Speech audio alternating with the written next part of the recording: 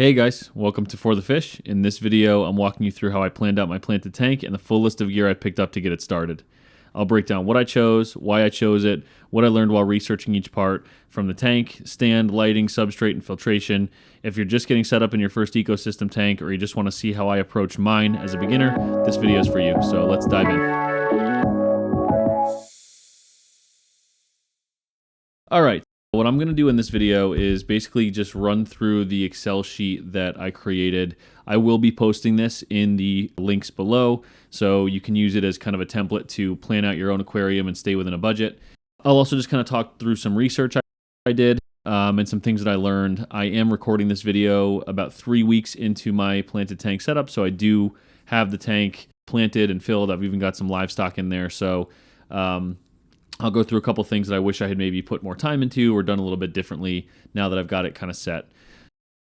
First things first, when you're starting this process, I would say you cannot do too much planning. Every line item in this list, you want to think about what you're using, why you're using it, and then how it's going to interact with all the other choices you're making in your build. And I think that all starts here. So find some stuff online, find some inspiration. You can try to do this totally on your own and just create something completely unique to you. I think it's better to, especially for your first tank, find stuff you like, find builds that kind of speak to you, identify a few things that you want to emulate in your build. So for me, I just picked out these 3 images that I'll show you guys. These are not the only things I looked at, obviously, but I just found that these were good examples of kind of what I was going for and what I liked in my build. So what I like here is the kind of sandy substrate portion. I do like the hair grass as well, so I do want to incorporate that. I like the wood overhang.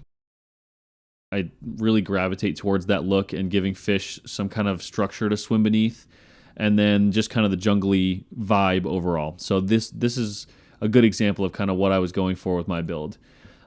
Same thing here, very jungly, a lot of different types of plants, a lot of wood in the tank. You've even got some wood kind of overhang here as well. Some good, nice rocks in there. And then similarly, this kind of sandy section within the tank, I really like.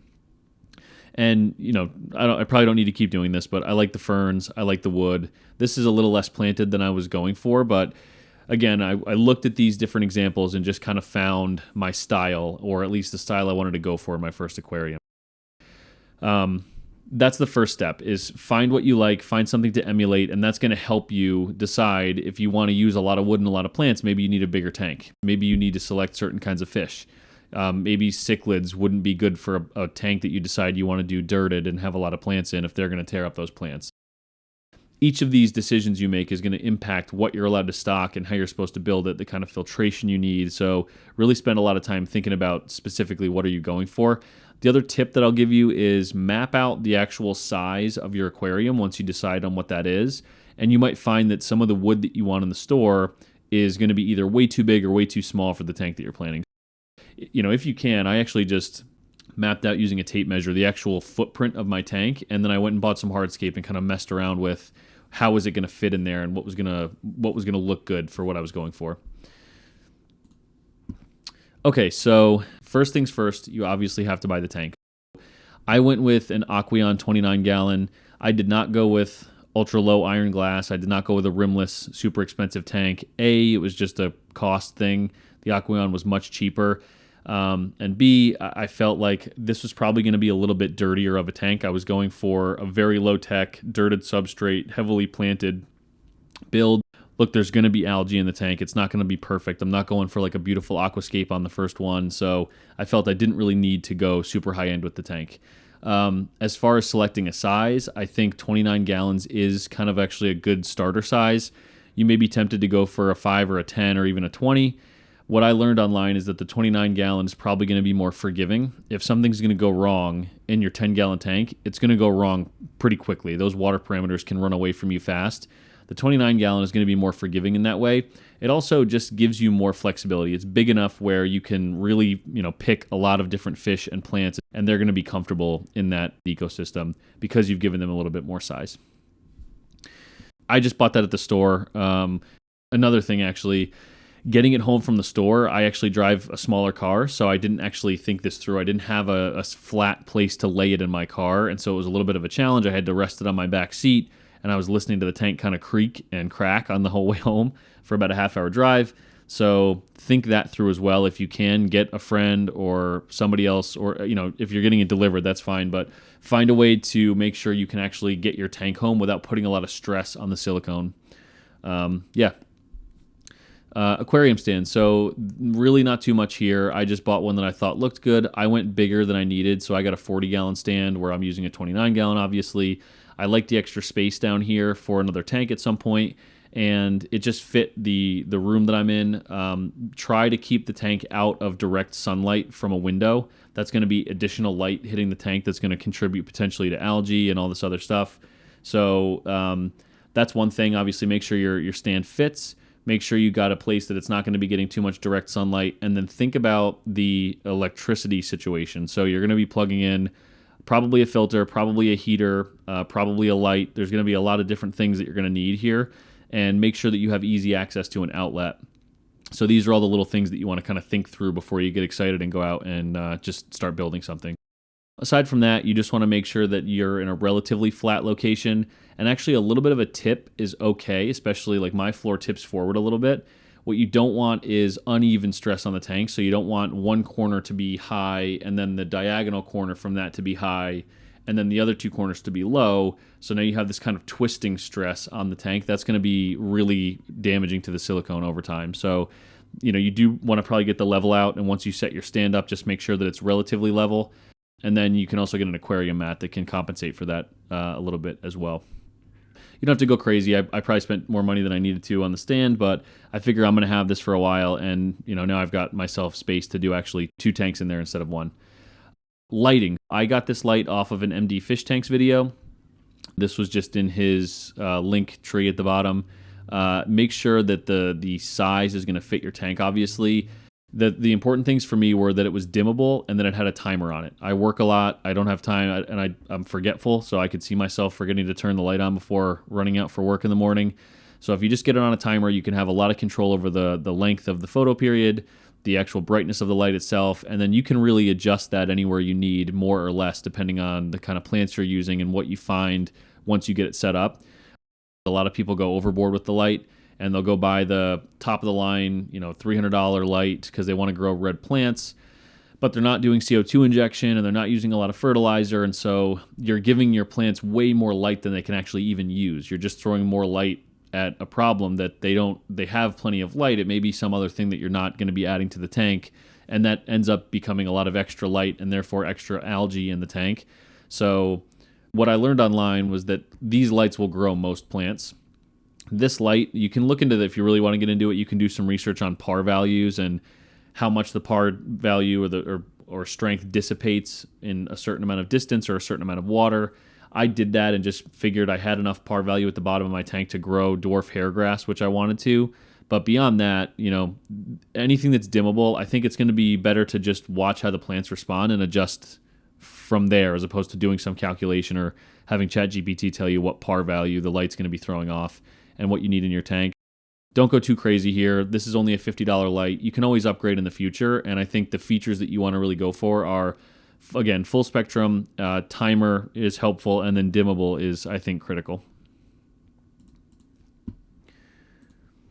All right, so this is the first place that I wish I had kind of planned out a little bit better. Again, I actually based my build on an MD Fish Tanks build where he did a low maintenance planted tank, dirted substrate as well.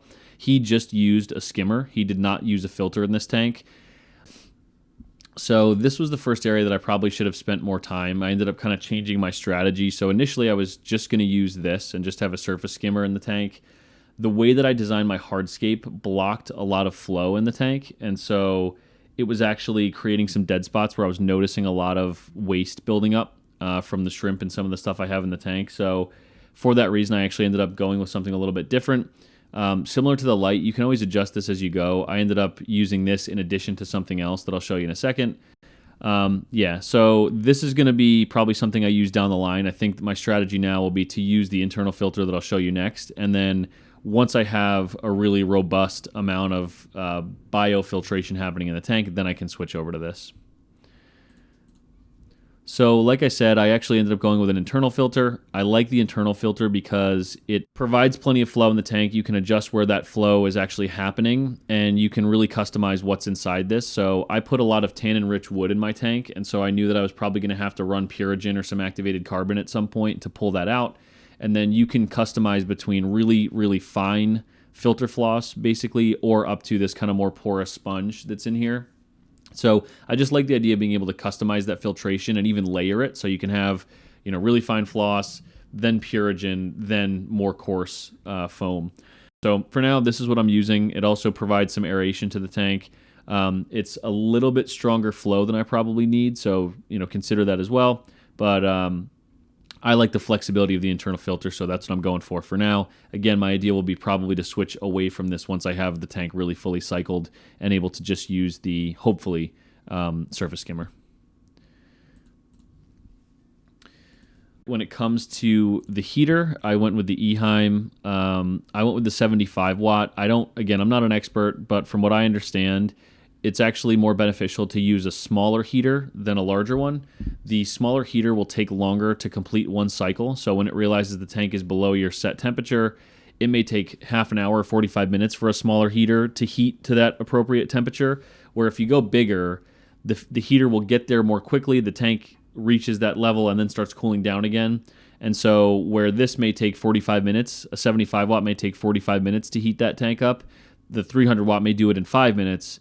And then it's cycling more. It's turning on and off more frequently, and so you're going to see that one burns out more frequently. So it may actually be better to use a smaller heater. These are submersible. They can actually go horizontal in the tank, which I initially planned to do. I've actually been using mine vertically because I think it looks better, frankly, and it's been working fine. So this is one where you probably want to spend a little bit more. It's not like it's that much money, and from what I learned online, this brand was just a little bit more reliable than others. So, get what you want. You may not even need a heater.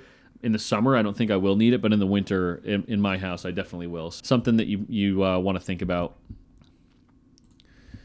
This was the thing I'm most ashamed about buying. I actually ended up spending more than this. I think, so 26% price drop. So unfortunately, I bought before that. Do not pay top dollar for name brand foam. Just don't do it. These are basically aquarium mats that you put beneath the aquarium to just even take a little bit more pressure off the tank so it's not sitting too heavy on one side. You can go to Home Depot and get this stuff super cheap. No reason to buy the Fluval version of it and be upcharged for it. I was actually bummed out like an idiot when Fluval's brand wasn't on here anywhere. I don't know why I thought that'd be cool. So learn from me, don't buy Fluval foam. And then the back, so I decided for my build to just use a black background. I actually did it on two sides, so the long back and then one of the short sides because my tank is in a corner. I'll be putting up a video on how to apply this stuff because that was a adventure in and of itself. But, I've seen black looks good, I think. I've seen the frosted versions of this that make the kind of glass just look frosted on one side or on two sides, which I think looks good. Get what you want, but I think that black and frosted tend to look, I think, the most professional and the best. In total there, I spent about $430. This project did definitely get out of hand, but, I wanted to do it right the first time, and I wanted it to kind of live up to my expectation of it. So, you certainly do not need to spend money in the places I did and use this, as kind of a template, but you can delete and pull stuff out of here. You may not need the stand. You may not want to buy two separate versions of, filters or anything like that. So, make this your own. All right, so hardscape and substrate, this is where I spent the majority of my time researching because there's a lot of info here. This is also really to get into it for a second, the reason I want to make this channel. I did not find a lot of great starter content on YouTube. I found a lot of channels that were really expert, and they've been doing this forever, and they've got their system down, and they kind of breeze past how they do certain things. And then I found, for someone like me, I had a lot of questions about really specific stuff on what needs to go in the substrate and how thick the substrate needs to be and what grain size of sand to use and all this stuff. All that stuff is really important. So I think as you're planning out your tank, the substrate, especially in a build like this, where if you're like me, you're thinking about using a dirted substrate with a sand cap, there's a lot that goes into this. And this is going to be one of the most critical pieces of the tank and serve the most important function. So you definitely want to get this right. The other problem really with dirted tanks is once you get it set up, it's really hard to make changes without breaking the whole tank down. So spend a lot of time here and make sure you get the right stuff. I did something kind of unique. So I actually bought aquarium sand. I got 2 bags of this stuff for a 29-gallon tank. It was plenty. And the reason I went with this is because this stuff has a grain size of zero point 0.8 to 1.22 millimeters. So what I learned was smaller than 0.5 millimeters, it may compact too much, and you'll get sand that is hard for the roots of the plants to penetrate, and also hard for the things in the bottom of the tank that might be living there to actually aerate and kind of move around to allow the mulm and some of the stuff that's going to build up on the top layer to sink down into the dirt where you want it eventually. So I felt like this aquarium sand served a couple purposes. The color also I liked because it was going to hide waste and dirt a little bit better and not be one, pure white or anything like that. This stuff worked really well. It also comes pre-washed, so you don't have to worry about too much stuff getting kicked up when you fill the tank up. But what I did is I actually combined that with pool filter sand. I just got this at my local hardware store.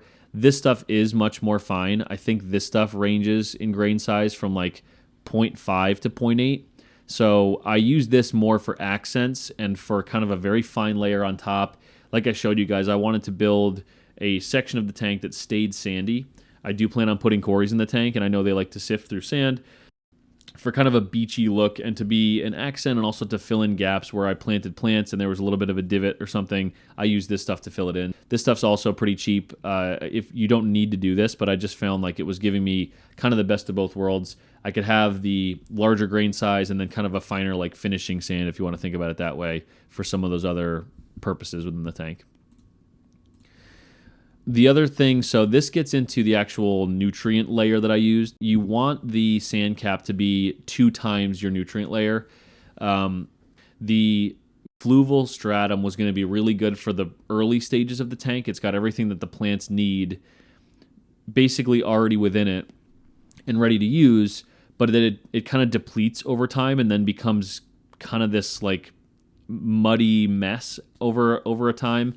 And then the dirt is kind of the opposite. So the dirt takes a while to get settled, but can last a little bit longer and provide more longevity for your substrate. So I figured, and actually after watching an MJ Aquascaping video, one of his best tanks in an experiment he did was actually a combo of pond soil and fluval stratum.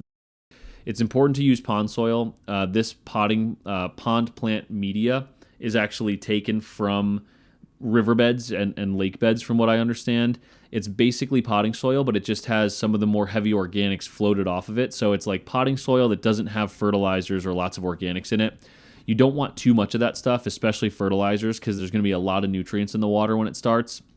I wanted something that was going to be, especially knowing I was going to have fluval stratum in there as well, I wanted something that would be a little bit lighter. So I mixed these 50-50, about 0.75 inches, and then I knew that I needed about a 1.5 to 1.75 inch sand cap on top. I guess, as I'm talking about it, I'll show you guys the stratum I bought. I did buy biostratum that has some, basically the same stuff as regular fluval stratum, but it just has beneficial bacteria already kind of in it so that it can wake up faster. I heard a lot of horror stories that this stuff was going to rise through my sand cap. I don't think that's going to happen. First of all, your substrate layer, your true substrate layer, will move upwards through the sand as deep as it is. So if you've got 1/2 inch of dirt, that dirt is probably going to mix about 1/2 inch vertically in the water column. So as long as you have more than that inch over top of it, you should be fine. So in this case, because I'm using 0.75 inches, my cap needed to be 1.5 inches thick. So I think because I capped enough, that shouldn't happen. Furthermore, that mixing is based on size. So larger things will tend to sift up over time. This stratum is much smaller than other versions I've seen.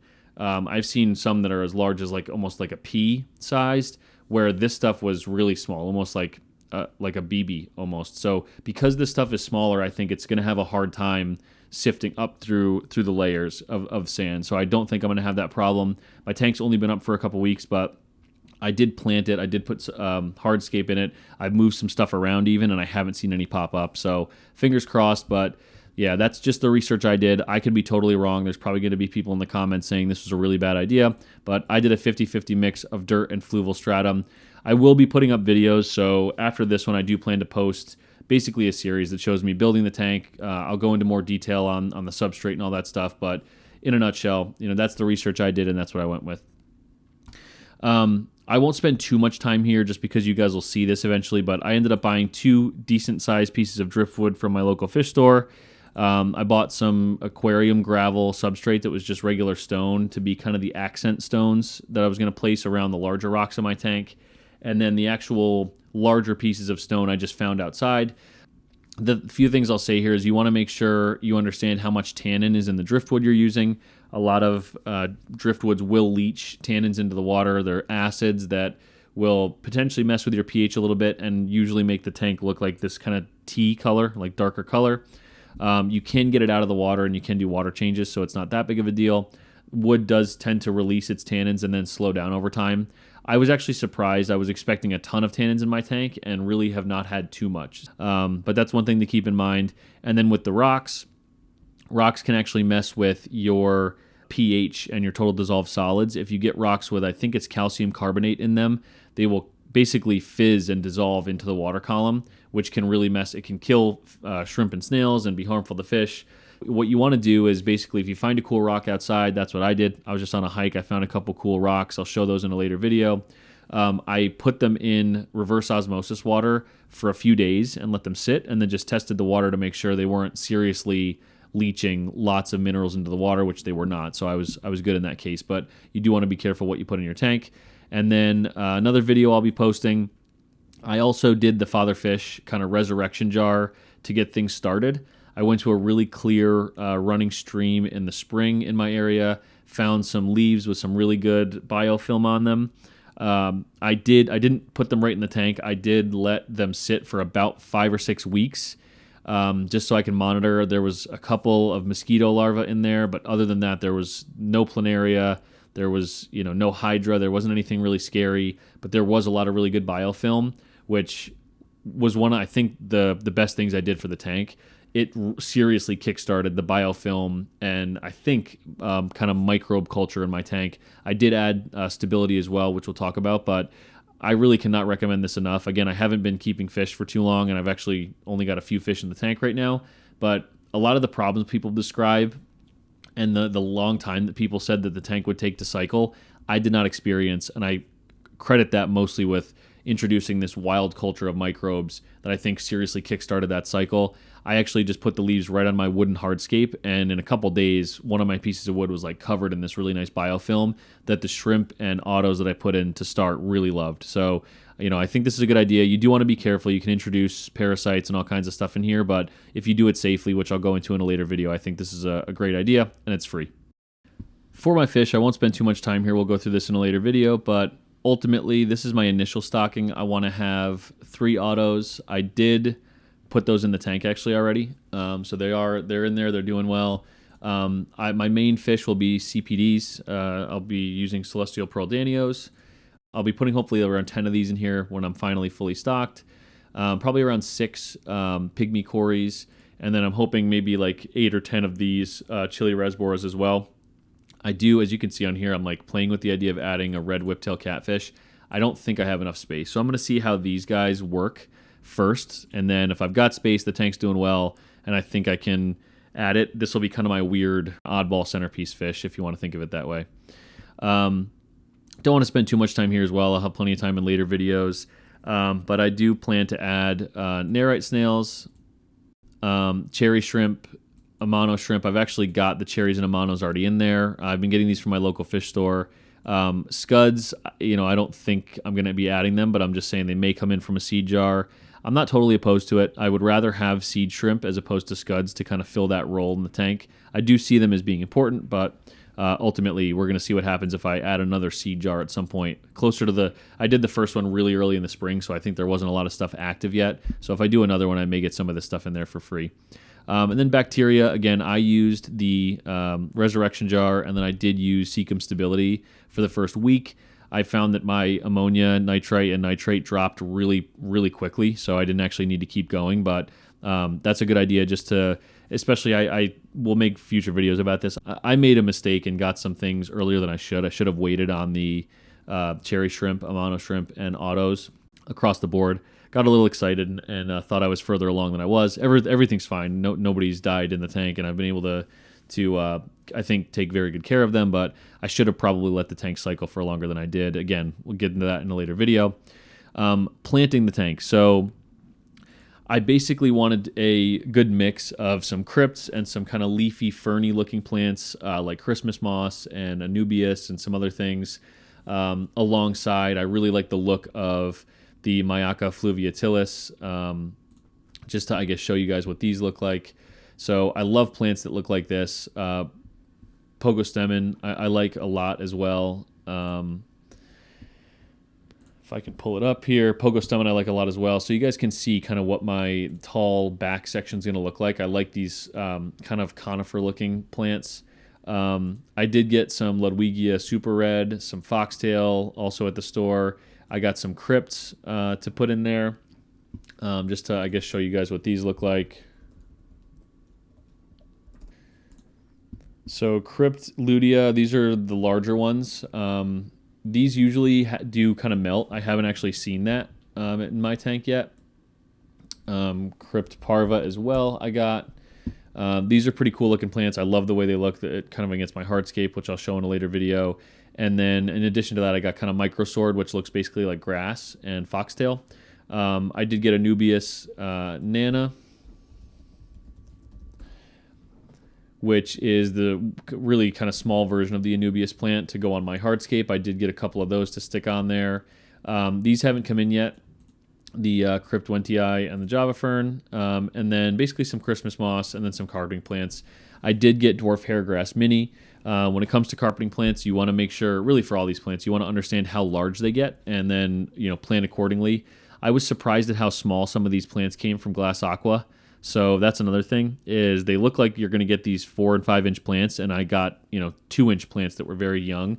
So that's actually why I had to go to the local fish store and get some of these more mature plants to put in there to kind of bridge the gap between when my tank's fully grown in and now. So overall, I did spend a decent amount on plants. The red root floaters also, I like the look of those, and those I think have been really helpful. They grew really fast, and I noticed them, I think really soaking up a lot of nutrients. So, yeah, do a lot of research on plants. Same thing as the fish. Like, you want to understand, I'll do, future videos about this, but you want to understand how each of these behaves, what kind of water parameters they like, what kind of flow they like, especially for fish, oxygenation of water, all kinds of stuff. So I'll do more of deep dives on these specifically, but basically what I did, for those of you, one of the questions I had was, how much do I want to add to the tank, or how much should I add to the planted tank? And what I found was Father Fish had a starter kit online that he recommended for a certain amount of gallons. He likes having lots of plants in the tank, and so I said, I think I would want to go with something similar to what he has, and I just looked at how many plants he was going to sell in the 10-gallon starter pack and then multiplied that by 3. That's potentially way too much. 8 stem plants, so 24 stems in total is probably a lot. Stem plants grow very quickly, so they're going to help the tank early on, but I think having 24 large stem plants in addition to these other swords and crypts and floaters and all this other stuff may be more than you need, and is going to eventually become really work heavy as those things grow and mature, and you've got to constantly be trimming them back. So maybe you could cut that down a little bit, but when you don't know what you need in the tank, I think having more plants is better than less. You can always take plants out, and they really do, from what I've seen, they cycle the tank very quickly in terms of, I have read very low, if any, nitrate at basically any point in my cycle. And I know it's cycling because I'm introducing stock in the tank, and I do see very small tick-ups in ammonia and then nitrite, but almost immediately it's converted to nitrate, and then I've never had a reading of above 0 nitrate, because I just think as soon as there's any nitrate in the tank, even with the ammonia and nitrite, the plants are just soaking it up so quickly. So plants really are the cheat code. Find stuff you like, find stem plants that you like, find swords. Be careful with some of them. Make sure that the plant's not going to get too big for your aquarium. Again, map out what you want to do. I have taller, Micro Sword, which is going to be kind of a taller grass in the back. I've got Dwarf Hairgrass in the front. I bought Dwarf Hairgrass Mini. So here's another thing that you want to look for. Dwarf Hairgrass, some people were getting this stuff to grow 4 inches tall, which was going to be way too tall for what I needed. I would like it to stay around 1 to 2 inches max. I found that dwarf hairgrass mini does fit that bill and stays about 1 to 2 inches. It does take a little bit longer to carpet, but it does stay relatively short.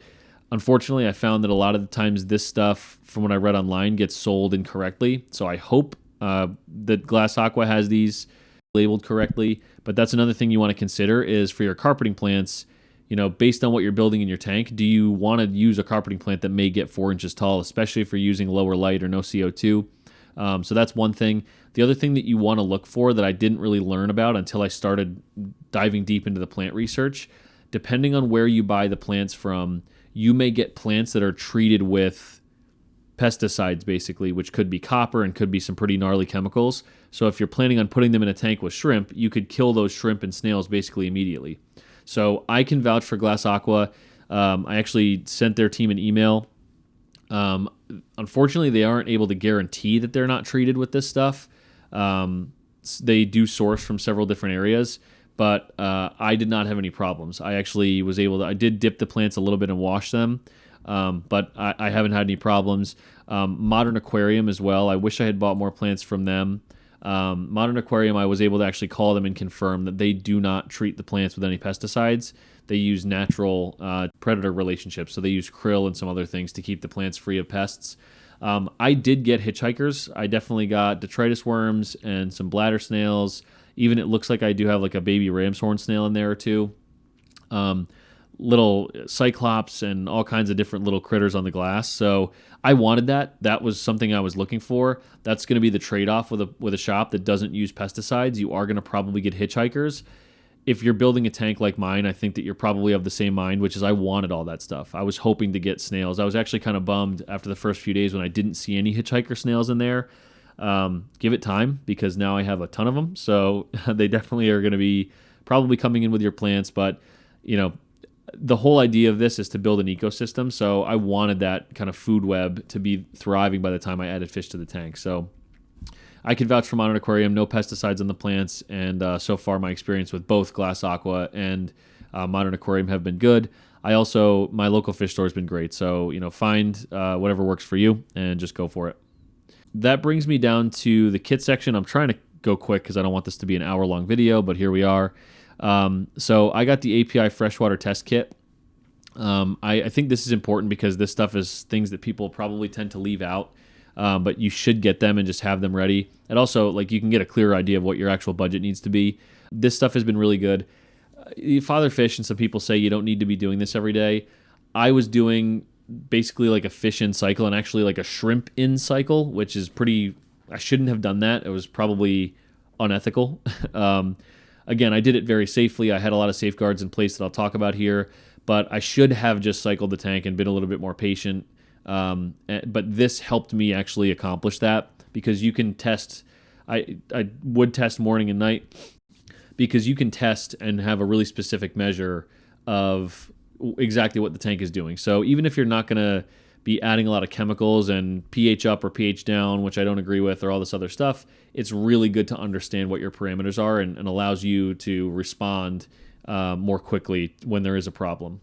So definitely recommend this stuff. It's easy to use. It's self-explanatory, and it just has tests for all the major stuff. The only thing this stuff doesn't test for is phosphate, which, again, the plants probably are going to be soaking up plenty of phosphate, but that's the only thing this will not test for.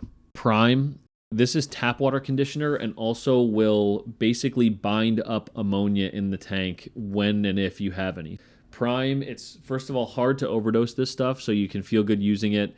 I'm using a mix of RO and tap water to get my total dissolved solids around 400. I want there to be a decent amount of TDS.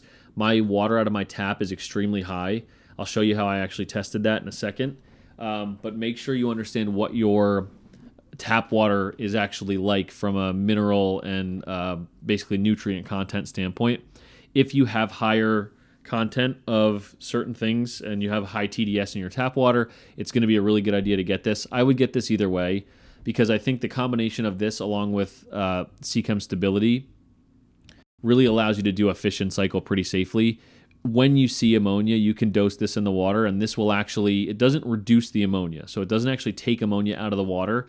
What it does do is bind the ammonia into ammonium, slightly different for about 24 hours to 48 hours, which is not as toxic and potentially not toxic at all. I did at certain stages have a little bit of ammonia in my water. I used Prime and I didn't lose a single shrimp or snail through this whole process, and they tend to be even more sensitive than fish. So that's why I say I probably shouldn't have done the shrimp in cycle. That was probably not a good idea for a beginner or really anybody. But I think especially using Prime, as soon as I saw any ammonia, I would dose this stuff. It was only for a couple days, and everybody made it in the tank, and without even really showing any signs of stress, they were happy and grazing and swimming around just fine. So can't recommend this stuff enough. Aquascaping tools. This stuff, really good for trimming plants. I actually ended up getting a longer version of the tweezers, and then the scraper, obviously. Just good tool. There's a reason these things come in kits like this. They're just good tools to have, and I've found them useful as I've had my tank set up. And there's a leaf floating around, or there's something you need to get deeper down in the aquarium, you can just go in and pull that out. So nets, I think I was at the fish store and got 2 of them just to have, super cheap, kind of a given. You need to have those in the aquarium. Netting fish is really tough, I'll say that. But the thermometer, I did not go digital. I just went super simple. These are really cheap, as you can see, and I just trust the kind of physics at work here as opposed to a digital thermometer. I didn't want to rely on just the thermometer on my heater, so I do keep an eye on this. It's a little bit intrusive, like it's another thing in the tank that's taken away from the clean aesthetic, but I just think especially to start, it's a good thing to have. So these handle jugs, if there's one thing in this list that I'll say you need to get, it's these, which is something I wouldn't have thought of to start. These have been so helpful. So as I'm doing water changes, like I'm mixing tap water and RO water, for example, I can figure out exactly how much of each I need to add, right? So that's super helpful. When I'm doing water changes, I can be sure I just took a gallon out and I just put a gallon back in. Even measuring my substrate when I was creating a 50-50 mix, or my sand, I wanted a certain ratio of pool filter sand to aquarium sand. These can help you do that. I've been in so many scenarios where I've used these, drip acclimating fish and all this other stuff. So I would just definitely get these. They're not that much money, and they're a really awesome tool to have. The super glue I used, pretty self-explanatory. This stuff is aquarium safe, so I just use this for my hardscape. Not too much to really discuss there. Media bags. These are micro mesh. These are basically so that I can use Purigen in my filter, just so it won't come through the bag. And this is good because you can basically swap these out and add whatever you need to your filter, especially if you're using an internal filter like the one I have. I also used some of these to create some features within my hardscape, which I'll show you guys in the next video, but just helpful to have on hand. And similarly, a lot of this stuff is not super expensive, so it's nice to just have it, and that way, if and when you need it, it's right there, and you're not being held up in your build or with doing something for 2 or 3 days because you're waiting for it to come in. Purigen. I did run one cycle of this for a couple days, and it actually cleared up my tannins very quickly. I'm probably getting to the point where I should do it one more time. Because I'm doing a mix of RO water and tap water, it's really inconvenient for me to do big water changes. And I also didn't want to do that. I wanted to let the water kind of season, and I only really want to do a water change when I need to. I don't want to just do it just for the sake of it. Similarly with tannins, I actually want some tannins in the water. I don't want a ton of them, but I do want to leave some of them in there. A lot of the fish I'm going to be using are from tannin-rich water, so I think they'll have some benefits for them. But this stuff just allows you to stick it in the filter, let it run until you're happy with the clarity of the water, and then you pull it back out and put some mesh back in there. Again, not too much money, and apparently this stuff is reusable, so who knows, maybe even be able to get multiple uses out of it. All right, now we're getting into food, just mini algae discs. I got these for basically cherry shrimp, just to supplement. I actually did not feed the tank at all for the first 2 weeks, and my shrimp were super happy. There was biofilm in the tank. I could see it kind of grazed down over time, so I knew they were eating it. And there was even like a snail population bloom while I had not fed my tank at all. So my lesson so far has been you need to feed way less than you think. But again, it's good to have this stuff on hand if and when you realize that maybe all the biofilm's gone or some of the shrimp are kind of foraging extra and really looking around for food. You can just stick this in here. The amount of shrimp love this stuff. The cherry shrimp love this stuff. The auto sinkless haven't touched it. I've used blanched vegetables for them instead, but good to just have this stuff on hand. I haven't used this stuff yet, but you can use this to first of all cycle the tank, so you can put a little bit of this in there to test your kind of ammonia cycle. or your nitrogen cycle rather. And when the fish get here, when I actually have some CPDs and chili rasboras in there, they're very small fish, especially when I get them young at the fish store. So it's going to be good to have really small, easily dosable, and easily eatable food for those fish. And finally, the last tool that I've used, and I've used a lot of, is a pH and TDS meter. A little bit more on the expensive side, but I wanted one that was reliable, and this is really helpful. So another thing that I can really say you should get, you can test this stuff with the API kit, but I don't know. I just like the idea of having a really specific reading on this and being able to track pH. One thing I can tell you after a few weeks is you do want to measure your pH in the morning and in the afternoon. I found that there is a pH swing. Earlier in the morning, my pH is much lower than later in the day. Not much lower, but I go from around 7.4 at most times, but in the morning I find I'm reading closer to like 7.2. So little stuff like that I think is helpful to know about your aquarium and can help you understand more of what's going on. The TDS meter too, that's really what I'm basing my water changes on. My TDS started around 300. It did rise slowly to 400, which is kind of where I wanted it, but it did keep rising, I think, with some waste organics, and so I can just keep really clear record of where I'm at and adjust as I need. Yeah, that's kind of it, guys. I did spend a little over $1,000 on this build. I did go a little overboard in some areas. The stand I didn't need, multiple filters, went a little crazy with the plants. So there's more here than I probably needed to get, but I've wanted to dive into this hobby for so long, and I'm just confident that I'm going to stick with it. So I feel like it's money well spent. But use the sheet, build your own. My hope with this video is to just show you that I certainly don't have a handle on all this stuff, but I dove in anyway, and I'm really loving it. If that can in some way motivate you to try, ask some questions. I like the idea of building a community where we can, as beginners, kind of learn this hobby together. And just dive in. There's a lot of great resources online. Just find something that inspires you and go try to build it. I hope this was informational. I'm excited to post the next couple series of videos where I'll actually show myself building the tank, and then who knows from there. Leave a comment, like and subscribe if I earned it, and other than that, have an awesome day.